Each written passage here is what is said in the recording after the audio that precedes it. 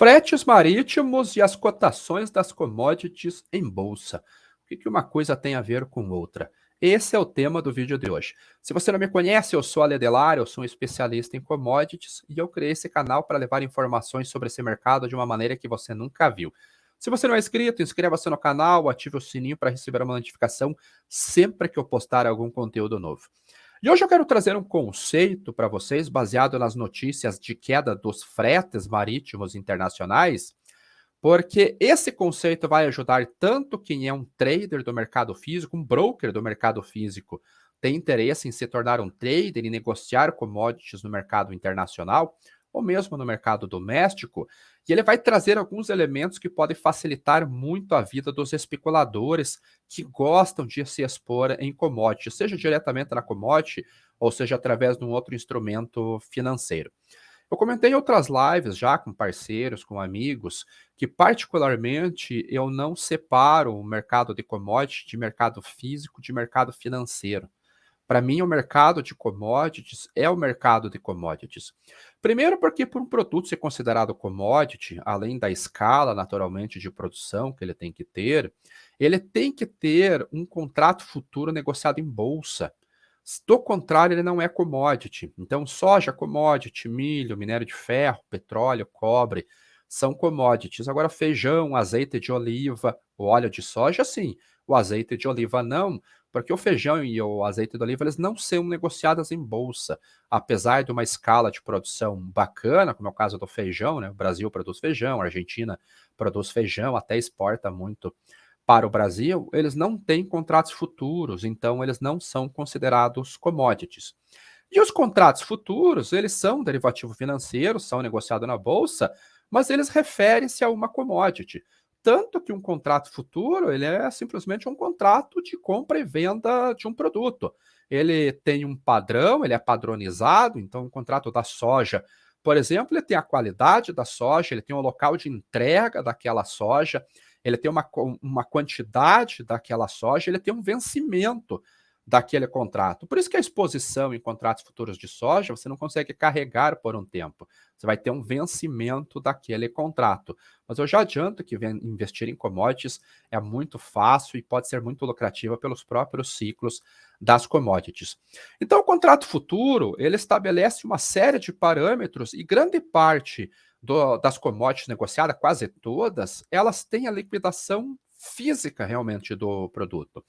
Então, alguém que compra petróleo no mercado financeiro, no contrato futuro negociado lá na Bolsa de Nova York, ele vai para a entrega física daquele produto. Esse comprador ele pode retirar o petróleo lá em Cushing, em Oklahoma, no centro dos Estados Unidos.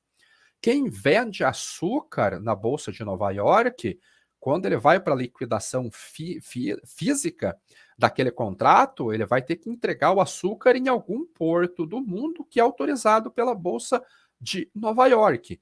Então, o contrato futuro negociado na bolsa, ele é realmente um contrato de compra e venda do produto. A vantagem é que você não tem a obrigação de entregar o produto. Então, eu posso negociar petróleo, comprando ou vendendo contratos futuros de petróleo, e eu posso liquidar essa operação antes de chegar no vencimento. Então, eu posso comprar um contrato futuro acreditando que o preço do petróleo vai subir. Se o preço sobe, pelo ajuste diário eu ganho aquele dinheiro. Em algum momento que eu colocar o meu stop gain, ele for atingido, esse alvo, eu simplesmente encerro minha posição e maravilha. Do contrário, se eu tiver uma autorização para tal, eu vou para a entrega física do produto e eu tenho que entregar esse produto no mercado. Devido a esta característica, o mercado físico ele influencia muito no mercado financeiro. Então, da mesma maneira que os grandes fundos de investimento, quando compram 10, 15 mil contratos num dia, têm a força de puxar as cotações de uma maneira muito forte, ou se eles vendem muitos contratos futuros, eles empurram as cotações em bolsa para baixo, a dinâmica acontece no mercado físico, como por exemplo uma super safra ou uma quebra de safra por algum fator climático, tem o poder de interferir demais no mercado financeiro. Então não tem como separar o que é mercado financeiro, o que é mercado físico, porque ambos trabalham em conjunto. E a commodity, eu já comentei, ela trabalha num tripé fundamental, que é a oferta e a demanda. Nós temos um estoque no meio que acaba ajudando na regulação, no equilíbrio desse mercado em alguns momentos de estresse muito forte ou de bonança muito forte. O estoque ele acaba entrando ali para ser um ponto de equilíbrio. E esse conceito que eu quero trazer para vocês hoje, que é o replacement, é o jargão do mercado, ou é o custo de reposição, ele vai levar em conta três principais fatores da formação do preço e ele pode mudar a dinâmica dos contratos na bolsa. E ele pode não, e ele muda de uma maneira muito rápida e de uma maneira muito consistente. Não é aquele movimento baseado em sentimento de mercado. É algo que ele vem para ficar, que é consistente, que pode perdurar durante um longo tempo. Então, de uma maneira bem simples, o replacement, ou custo de reposição, ou custo de originação, quando nós estamos na ponta do comprador, é por qual custo que eu consigo colocar aquele produto em determinado local. Então, para a soja, por exemplo, ou para o milho aqui no Brasil, eu tenho um custo para trazer lá da fazenda e colocar no porto esse produto. Então, eu tenho um replacement que eu calculo do milho da soja no porto de Paranaguá ou no porto de Santos. Quanto que custa?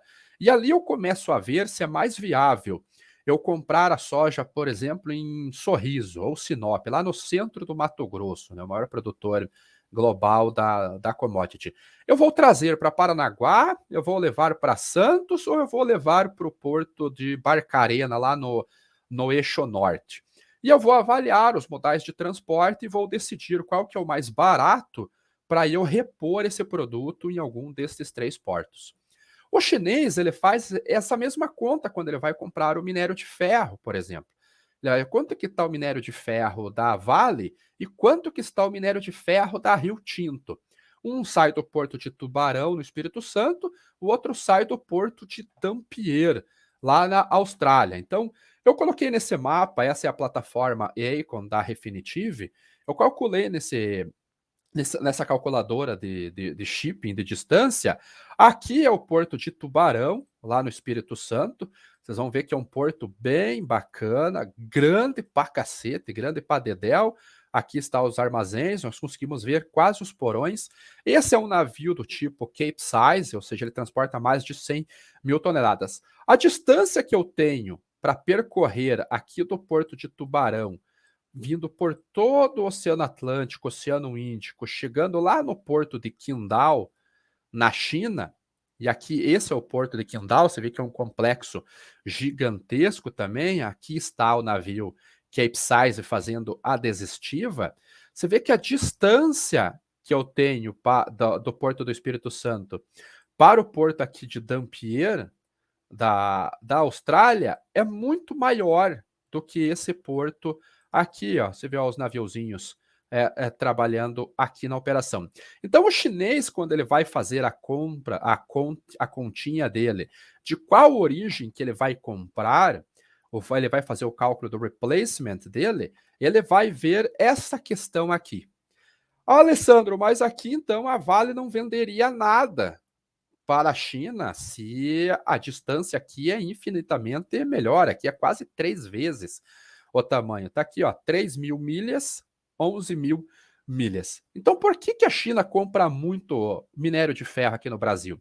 Porque apesar dos contratos futuros negociados em bolsa eles terem um padrão, ou seja, é minério de ferro, 62% de teor, que de teor de pureza, que é o benchmark lá na COMEX ou na FEF, em Singapura, né, o contrato FEF em Singapura.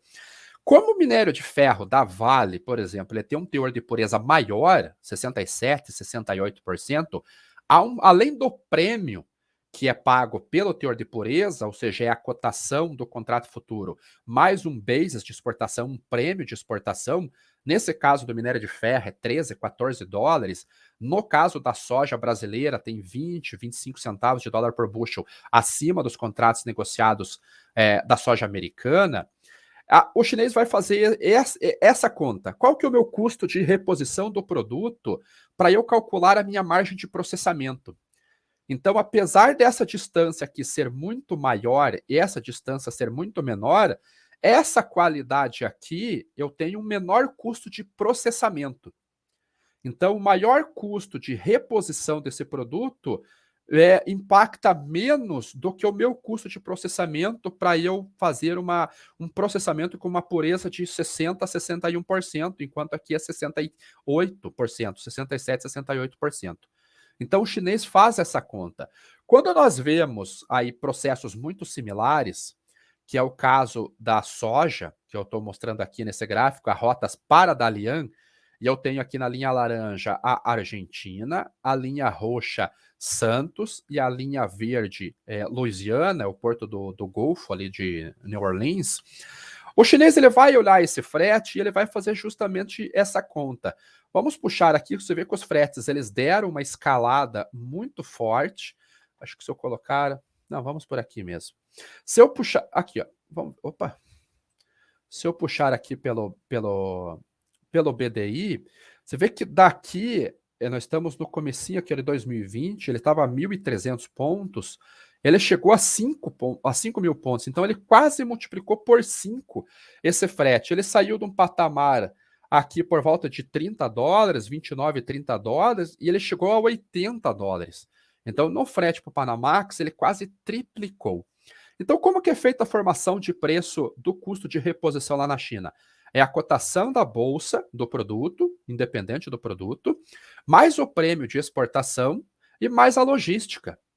Só que o prêmio de exportação, como eu expliquei para vocês, o basis, ele é a diferença do preço praticado no mercado físico em relação ao contrato futuro da bolsa, é ele quem sofre mais, ou seja, é ele quem mais suscetível à pressão. Então, se eu tenho a cotação na bolsa da soja, por exemplo, a 1.500 centavos de dólar por bushel, ou do açúcar bruto lá na bolsa de Nova York a 21 centavos de dólar por libra-peso, e eu tenho um frete, que eu tenho uma margem de negociação muito menor, onde eu vou pagar $80 por tonelada, independente se é do Brasil ou dos Estados Unidos, eu vou pressionar o meu vendedor no prêmio. Então, essa relação aqui, ele mostra bem como que funciona a relação da bolsa com relação ao prêmio. Porque o frete, de tudo, o frete é o que tem menor margem de manobra. Ele vai compor o custo, mas não tem muito o que eu fazer com relação ao frete. Então, essa área em azul são as cotações da soja na Bolsa de Chicago para o vencimento março, e a linha verde é o prêmio, é o basis, o prêmio de exportação. Então, a relação ela é bolsa em alta, prêmios em queda. Prêmios em alta, bolsa em queda. Aqui começa a ficar interessante. Quando nós chegamos no meio do ano, em junho, aqui as cotações da soja estavam em máximas históricas, vistas só lá no superciclo da China. Você vê que para esse vencimento ela chegou a $14, ou 1.433 centavos de dólar por bushel. E o prêmio, ele foi lá para valores negativos, você vê menos 7, menos 8 centavos de dólar por bushel.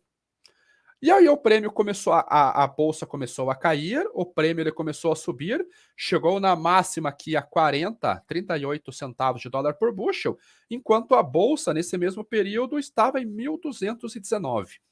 Por que acontece essa dinâmica aqui? Porque quando os fretes começam a trabalhar dessa maneira, começam a ficar muito altas, e a bolsa está muito alta, eu não vou comprar aquele produto. Independente se é soja, se é petróleo ou se é minério de ferro. Eu não vou comprar o produto, a não ser que o vendedor me venda num preço que seja viável para eu processar esse produto aqui na China. Vamos dar uma olhadinha, ó. Esse aqui é o índice, comparando o índice do Capesize, o Baltic Capesize Index, que transporta o minério de ferro, e é o Baltic Dry Index, que é o índice geral, né? Contempla o Capesize, o Panamax e o Supramax. Você vê que desde 2020 e 2021, vamos voltar aqui o ano inteiro, 2020, as cotações elas andavam em baixa. Aqui existe uma sazonalidade, por isso que dá esses picos, é a peak season da contratação dos navios Capesize, mas em si as cotações elas têm um spread que dá uma disparada, que abre a boca do jacaré em alguns momentos e eles já retornam. E foi o que aconteceu aqui, só que aqui aconteceu de uma maneira muito mais forte. Então, aqui o índice Capesize, lá no início do mês de outubro, ele foi para a estratosfera, era quase a mesma coisa que fretar um avião para transportar minério de ferro, desculpa a brincadeira, e nós vemos a relação aqui do contrato do minério de ferro negociado lá na Bolsa de Singapura com o BDI. Então a cotação, você vê que elas andam, o comportamento ele é muito similar. Quando o minério de ferro atingiu a máxima no meio do ano, no mês de julho, pouco tempo depois, quando ele começou a cair, ele atingiu a máxima e aqui estourou a corda do elevador e ele veio numa queda, pouco tempo depois o BDI também reagiu e caiu. Então nós vemos que nesse caso aqui, o minério de ferro teve uma quebra na demanda muito antes do que o frete. Por isso que ainda foi algum volume fixado lá na Baltic Exchange pelos armadores. Se o frete cai antes do que o minério de ferro, o indicativo é que a demanda tinha reduzido antes. E aqui foi uma quebra realmente na demanda, não foi uma redução. Foi uma quebra forte na demanda. E o BDI, os valores de fretes, eles andam muito junto com as cotações do petróleo. Esse que é um dos grandes problemas. Você vê que esse é o petróleo americano, WTI. O comportamento, quando a gente puxa, ele é muito similar. Aqui já é o super ciclo da China. Então, o comportamento, ele é similar. O que eu quero mostrar já para a gente tentar ir para o fechamento do vídeo? Os fretes agora começaram a cair. Então, é uma boa notícia porque o comprador, principalmente na China, pode pagar mais pelo produto que ele quer comprar. E aqui eu friso de novo, seja minério de ferro, seja soja, seja milho, ou seja petróleo. Se ele pode pagar mais e as cotações em bolsa começam a cair, que foi o que nós vimos na soja, nós vimos aqui no milho, por exemplo, que ele veio de uma alta lá, o comportamento do milho foi muito similar ao que aconteceu com, com a soja. Nós tivemos um pico de preços aqui no mês de maio, no mês de junho, e aí ele começou a cair. Agora no milho aqui ele teve uma queda melhor, tem algum cenário, eu falo sobre isso mais à frente. Mas o petróleo ele veio numa escalada, puxando o preço do combustível, e o combustível acabou puxando o preço do frete, o preço do bunker. E agora essas cotações elas começaram a cair. Então, frete cai, bolsa cai, a tendência é que o prêmio comece a ser pago de uma maneira mais forte. Então, se nós vermos esse prêmio começando a subir aqui no Brasil, principalmente, nós vamos ter quase que certeza, por essa relação, que a Bolsa de Chicago não vai ter fôlego para subir. Porque se tiver frete alto, bolsa alta, prêmio alto, o chinês não vai comprar o produto. Então, esse pode ser um indicador para o especulador monitorar esse dado aqui, que é o frete internacional, porque se o frete internacional começa a reduzir, ele abre possibilidade para negociação de bolsa, para uma virada de tendência, se nós estamos indo numa queda. Ou se nós estamos indo numa alta e o frete começa a disparar, a gente pode ver uma reversão de tendência. E foi quase o que aconteceu aqui com a... O que é isso? Ah, meu filho está jogando, aparecem as mensagens aqui. Quando nós pegamos o contrato da soja, vamos colocar aqui ZS, vamos pegar o contrato corrente, apesar dele estar indo já para o vencimento, quando a soja estava em alta, o frete estava mais baixo, a cotação ela ficou em alta. Rapaz, vamos falar a verdade, esse é laranja do TradingView, para ser feio, tinha que melhorar muito, né? Quando nós vimos a cotação da soja em alta, era porque o frete estava em baixo. O frete começou a disparar, a China saiu do mercado. Vamos parar de comprar, as cotações acabaram derretendo. Então, essa relação, para quem é operador do mercado físico, pode saber que ele pode melhorar os prêmios. Ele pode vender por um basis, porque quem negocia commodity no mercado físico, ele negocia por basis, ele não negocia contrato futuro. Eu já sempre falo, contrato futuro não é o preço da commodity. O contrato futuro é um dos formadores de preço. Para quem é especulador, começa a olhar o frete caindo, ele dá uma olhadinha no prêmio, ele pode ter certeza que vai ter influência na bolsa. Quer ver um fator, já para a gente finalizar, do porquê que eu digo que a cotação da bolsa não é a cotação da commodity? O petróleo não caiu esses dias, ele não veio de uma queda aqui, agora ele está... ele estava em $85 há poucos dias atrás, esse petróleo estava a $85. Tá aqui, ó.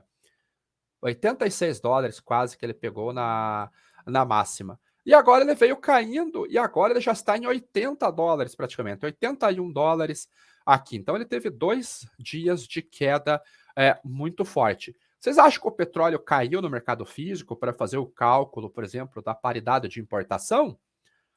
Olha a notícia que a Bloomberg fez agora no começo de novembro. A empresa Saudi Aramco elevou o preço do petróleo. Aí esquece o Biden está pedindo ajudinha lá para a OPEP para aumentar a produção de petróleo.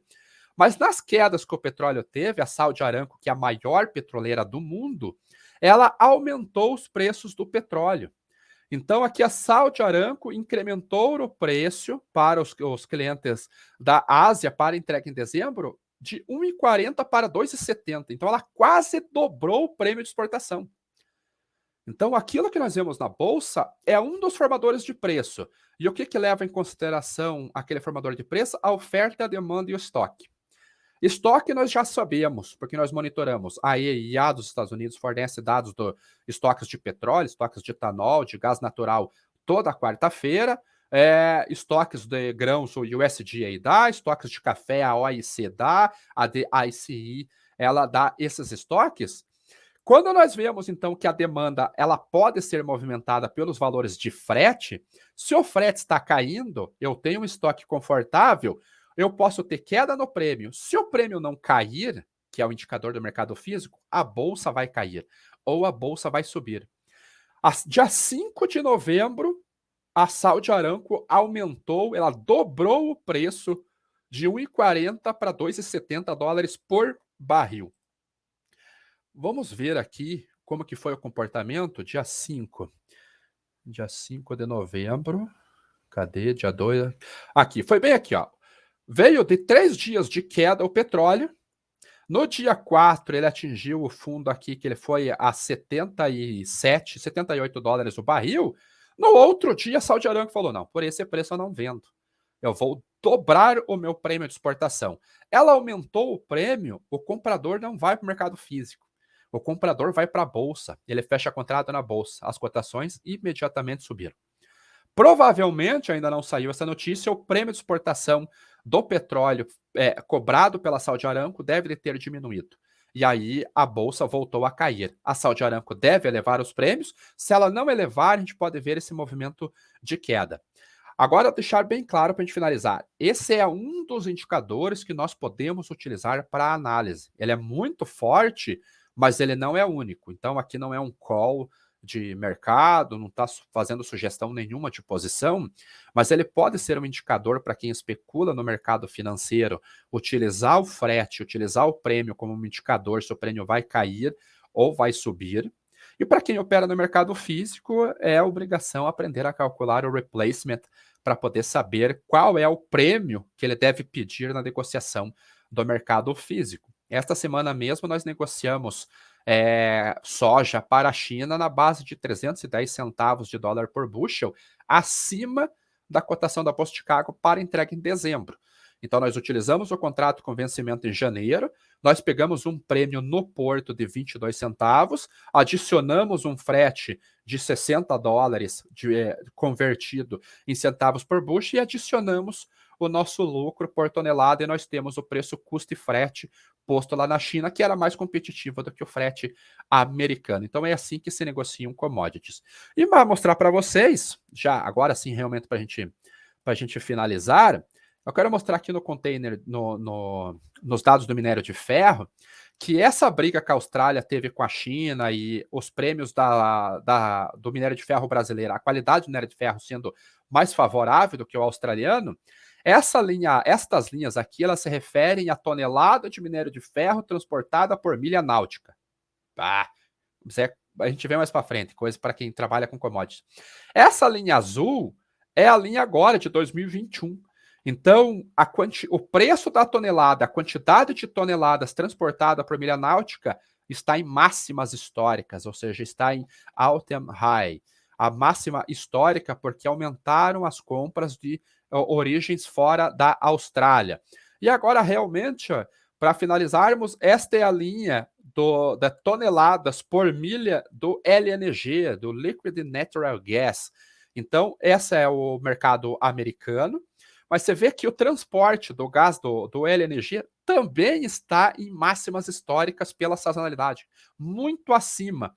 E a escassez do produto é tão forte, é tão grande nesse momento que nós vemos que as cotações elas não baixam. Agora, como que estão os prêmios do natural gas sendo negociados? Estão em alta também, porque aí o sentimento não, a oferta, a demanda e os estoques está tão desequilibrado, quando nós olhamos a curva de preços, vamos colocar lá na Europa, os spreads de futuros, ela está com um backwardation tão forte, mostrando, olha isso daqui, mostrando um desequilíbrio tão grande que todos os elementos para a formação de preço estão em alta. Frete, contratos futuros e prêmio de exportação, prêmio de negociação. Então, ficou um pouco longo, eu sempre peço desculpa, mas o conteúdo ele é bem denso, eu tentei resumir o máximo possível, espero que vocês tenham gostado. Então, curta esse vídeo, compartilhe para o canal crescer e principalmente deixe o feedback aqui para eu saber se o conteúdo tem ajudado vocês ou não. A ideia é sempre levar um conteúdo realmente bem denso e bem diferenciado do que vocês têm acesso por aí. Então eu fico por aqui, eu aguardo vocês até um próximo vídeo. Por enquanto é isso.